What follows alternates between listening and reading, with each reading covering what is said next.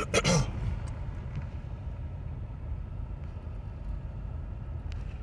is the book of Matthew, chapter 24. I'm going to get to the point. And it reads, "And because iniquity shall abound, the love of many shall wax cold." I want to start off by giving all praise, giving all honor, giving all glory to Elohim Yahweh, Hashem Yahushai, Hashem HaKodesh. I want to say double honors to the elders and to the apostles that taught me this truth. Peace and salutations to the Akim, who's the forefront of the earth, pushing this truth with faith and with sincerity, as well as risking their lives and their freedom to do so, now more so than ever. I want to say shalom to the Akim and the Aqua out there listening and learning. Lord willingly, this is edifying.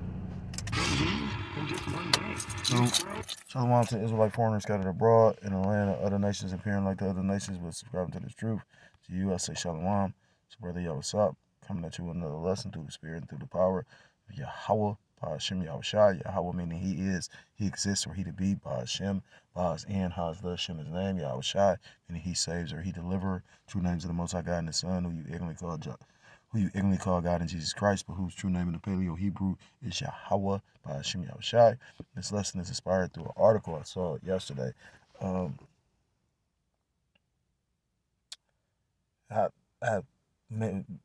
Like I save articles, you know what I mean?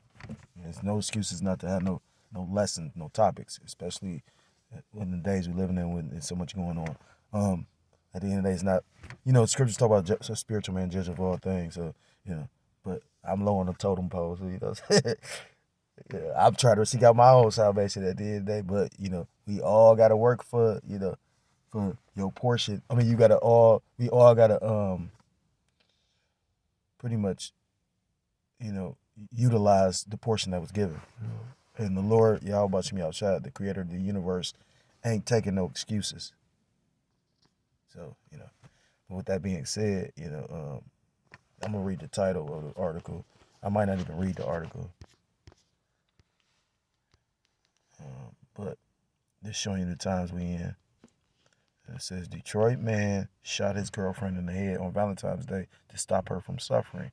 And it caught my attention because, how, the spirit of violence the Lord put in the earth and that spirit of, people being cold to one another, and it's showing you, the Lord mocking these, holidays, and just a variety of things. It's depending on how you're looking at it. But that said a lot. They say a picture says 1,000 words. That ain't even an image, but it, if you got imagination, if you're a visionary, you could just imagine, on Valentine's Day, a day that's actually a pagan holiday, this man committed, murder. And the thing is, that's how the Most High, Yahweh Shem Yahushua, is feeling. The Lord does things through people sometimes, and the prophets were often utilized to show the people what He was going to do to them. Like when you go into Isaiah walking around asshole naked, or when Ezekiel had to lay on his side on the ground, So, it was significant in my eyes. But we're going to go into this verse 12, and it says, "And because iniquity shall abound, the love of many shall wax cold." So when you go into that word, cold, it's to breathe, blow, cool, by blowing, to be made or grow cool or cold. Metaphor for waning love. So people, it's going to be heartless. People ain't going to have no love. And we seeing that, more and more each day. And when you go into iniquity is this transgression of the lowest sin. But the word there is cool, like psycho. And that's pretty much psychotic, what it is. But you're going to see more and more psychotic acts because the scriptures talk about, the spirits created for vengeance. You got a lot of death angels roaming the planet right now to act and enforce Yahweh by Hashem Yahushua's judgment. This is the book of Ecclesiasticus, or the book of Sirach, chapter 28, Salaki, chapter 39 and verse 28, and it reads, "There be spirits that are created for vengeance, which in their fury lay on sore strokes. In the time of destruction, when it's time to be judged, they pour out their force and appease the wrath of Him that made them." Because the scriptures tell you, I think it's in Hebrews that the Most High God is the Father of spirits. So the righteous spirits are His, and the wicked spirits are His. So that cuts the mindset of everything operates at His own free will. It said it obey Him, you know, and all pan, call, you know, all everything. When you go into Ecclesiastic, it's chapter 18 or Sirach 18, it talks about all things obeying his will, pretty much bowing to the Most High. Y'all about you me outside. It says, Ecclesiasticus 39:28, there be spirits that are created for vengeance, which in their fury lay on sore strokes. In their fury they lay on sore strokes. In the time of destruction, they pour out their force and appease the wrath of him that made them. Fire and hail and famine and death, all these were created for vengeance.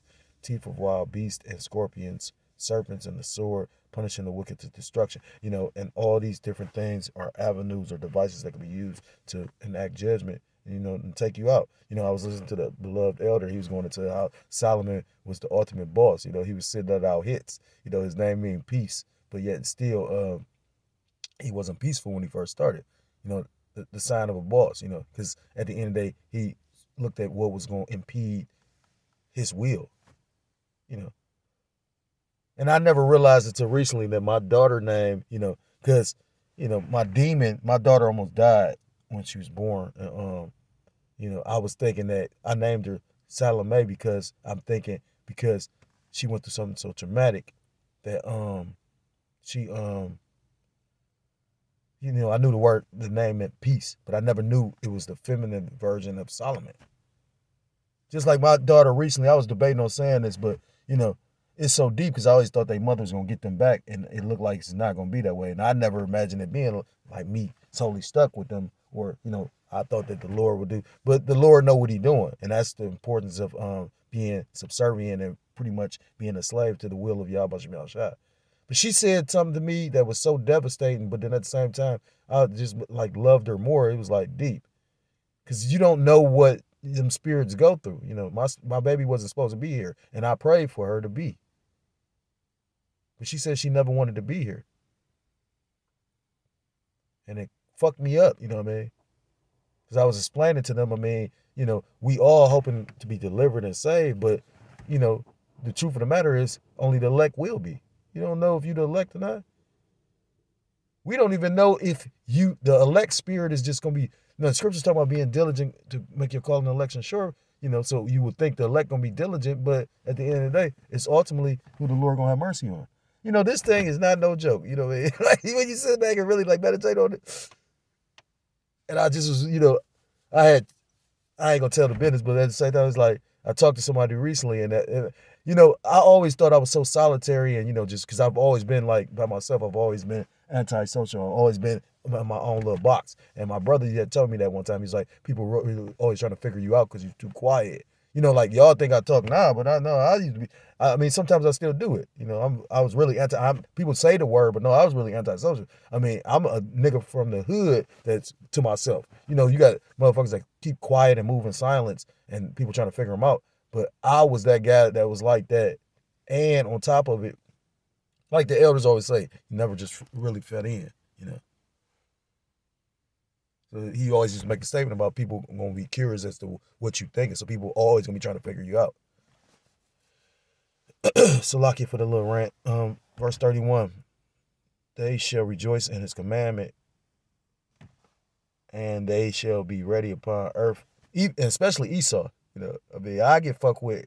I used to wonder. I understand now. I didn't understand then. I understand now. Because everything, my dad used to make this statement. I used to get into it with this particular teacher.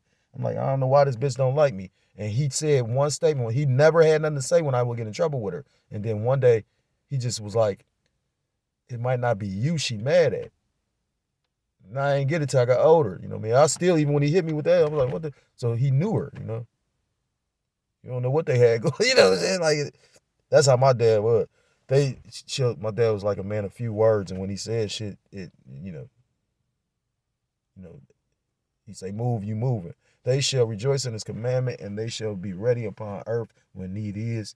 And when their time is come, they shall not transgress his word. And that's spiritual, what I just said along that verse, because the Most High Yahweh Ba'ashem Yahushua is the ultimate Father. So when He pretty much sends forth His judgment, when He lets go or closes the doors of mercy, shit gon' these spirits gonna get in movement. They gonna get active. They active now, but wait till that day when when you go into that word pandemonic, it's all demons. So wait till these people really start bugging out. Think about that movie Cell. Like, this shit is not a joke. Well, not, you know what I mean. I mean, of course, I'm not calling the truth shit. What I'm saying is this thing is real deal Holyfield. I'm gonna just read probably the first paragraph, and it says, and I knew it was a Detroit man has been arrested and charged with first-degree murder after allegedly shooting his girlfriend in the head on Valentine's Day, claiming he did it to stop her from suffering. And that's just very serious and just significant. Like, now when I read like the first part of it, it was like pretty much it was in an argument, and then he just, a spirit jumped on him and he shot her.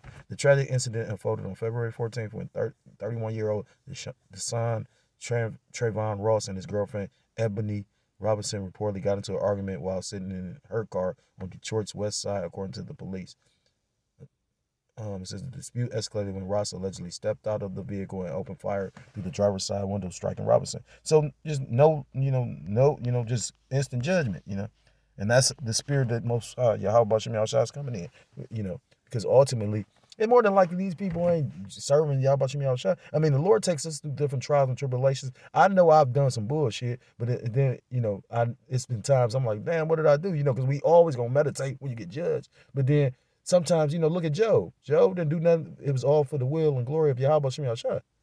So everything that happened ain't no judgment. And it took me a long time to realize that. At the end of the day, scriptures talk about not despising the chastisement of the Lord. Because if you suffering for something that you knew you did wrong, or something that you doing some bullshit for, well, who gonna feel it? But if you suffering righteously, only, like I said again, it's a blessing that's gonna come with that. If it's just a spiritual upgrade to, you know what I mean? Like you get blessed for that, and ultimately, like I said again, you could tell Jake and her one, serving the Lord. This is scripture. I was gonna find it, but it talks about, all those that refuse to serve the Lord. This is Second Chronicles chapter 15 and verse 13, that whosoever will not seek the Lord Yahweh Ba'ashem Yahushua, power of Israel, shall be put to death, whether small or great, whether man or woman. And that's why it's going to be so much death out here, because there's going to be more people that's not going to seek the Lord and serve the Lord that's going to return to him, especially of 2/3 of our people, So, the Lord is putting a great spirit of violence in the earth for, that day of Jacob's trouble. And I've been saying that for the last couple of years. Ultimately, it tells you in the book of Revelation, chapter 18 and verse 21, it talks about, it says, and a mighty angel took up a stone like a great millstone, which is beautiful because, the men of, they pretty much, they spiritually casting down the stone.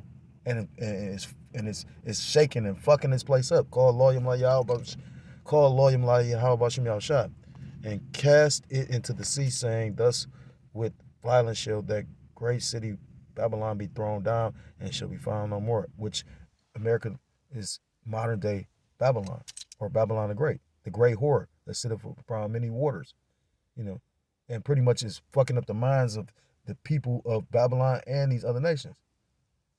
So again, these little incidents like this is nothing. You're gonna see more and more of them taking place and intensifying. You're gonna see more and more serious shit. Like, look at the beginning of the year. Started off with, a TA attack. Or TA, just opening fire. The Lord is truly bringing down the mirth of this place. So if you're a so-called Black, Hispanic, Native American, Seminole Indian, West Indian, or Haitian, I implore you to come back to the law, statutes, commandments of your power, whose true name in the Paleo-Hebrew is Yahweh Ba'ashem Yahushua, or you will be destroyed. With that, I want to give all praise, all honor, and all glory to call Loyam La Yahweh Ba'ashem Yahushua Ba'ashem Hakodash, double honors to the elders and to the apostles that taught me this truth. Peace and salutations to the Akim across the four corners of the earth, pushing the truth with faith and with sincerity, as well as risking their lives and their freedom to do so now more so than ever. Shalom to the Akim and the Aqua that they're listening and learning. Lord, willingly this was edifying. Shalom to the Israelite foreigners scattered abroad in the land of other nations, appearing like the other nations, subscribing to this truth to you. I say shalom. Until next time, Lord, willingly. Shalom, shalom. Kwam Yasharala, Mawath Lababah.